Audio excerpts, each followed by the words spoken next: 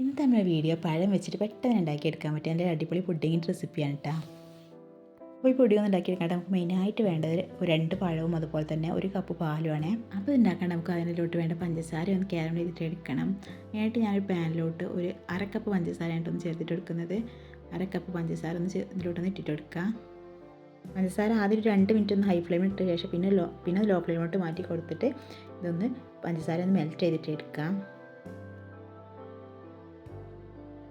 ഇത് ഇളക്കി കൊടുത്തിട്ട് നന്നായിട്ടൊന്ന് മെൽറ്റ് ചെയ്തിട്ട് എടുക്കാം. പഞ്ചസാരയൊക്കെ നല്ലപോലെ ഒന്ന് മെൽറ്റായിട്ട് ഒരു ബ്രൗൺ കളർ ആയി തുടങ്ങില്ല. ആ സമയത്ത് ഫ്ലെയിം ഒന്ന് ഓഫ് ചെയ്തിട്ട് എടുക്കുക. ഒരുപാടൊന്ന് മെൽറ്റ് ചെയ്തിട്ട് ആ സമയത്ത് ഇത് പഞ്ചസാര ഒന്ന് കരിഞ്ഞിട്ട് പോയി ഇതിൻ്റെ ടേസ്റ്റൊക്കെ ഒന്ന് മാറിപ്പോവേ.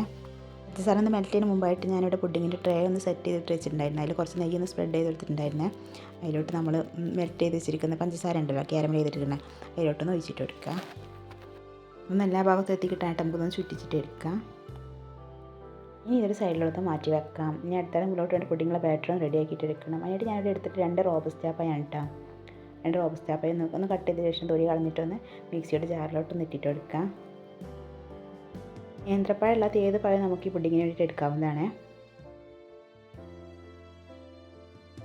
മുഴുവനായിട്ട് മിക്സിയുടെ ജാറിലോട്ട് ഇട്ടെടുത്തിട്ടുണ്ട്.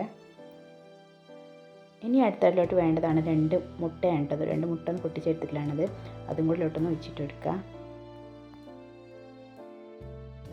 ഇനി അടുത്തതിലോട്ട് 1 കപ്പ് പാലും കൂടെ ഒന്ന് ചേർത്തിട്ട് എടുക്കുക. ശേഷം ഒരു 1/4 കപ്പ് പഞ്ചസാര ഇട്ടത്. 1/4 കപ്പ് പഞ്ചസാര കൂടി ഒന്ന് ചേർത്തിട്ട് എടുക്കുക.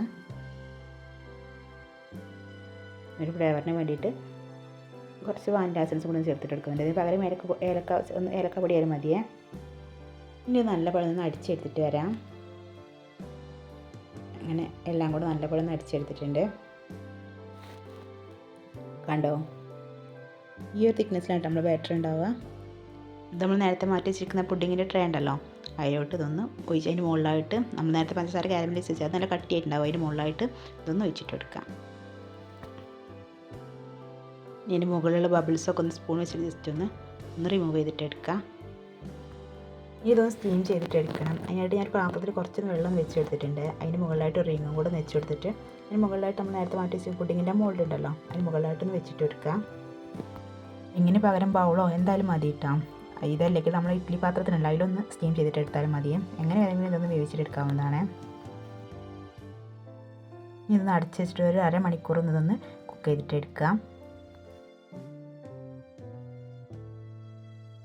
ഏകദേശം ഒരു 1/2 മണിക്കൂറായി തുടങ്ങിയിട്ടുണ്ട്. ഇത് തുറന്നിട്ട് നോക്കാം. ഞാൻ ടൂത്ത് പിക്കോ എന്തെങ്കിലും വെച്ചിട്ട് ഇതൊന്ന് ജസ്റ്റ് ഒന്ന് കുത്തിയിട്ട് നോക്കാം കേട്ടോ. നമുക്ക് കണ്ട് ഒട്ടി പിടിച്ചിട്ട് റെഡി ആയിട്ടുണ്ട്. ഇനി അതാ ഒട്ടി പിടിക്കുകയാണെങ്കിൽ കുറച്ച് നേരം കൂടെ ഒന്ന് വെച്ചിട്ട് ഒന്ന് വേവിച്ചിട്ടെടുക്കാവുന്നതാണ്. വേവാണ്ട് ഏകദേശം 30 മിനിറ്റാണ് ആയിട്ടുള്ളത്. ഇതൊന്ന് ഫ്രിഡ്ജിൽ വെച്ചിട്ട് ഒരു മണിക്കൂർ ഒന്ന് തണുപ്പിച്ചിട്ട് എടുത്തിട്ടുള്ളത്. ഇത് മറ്റൊരു പാത്രത്തിൽ മാറ്റി കൊടുക്കുക.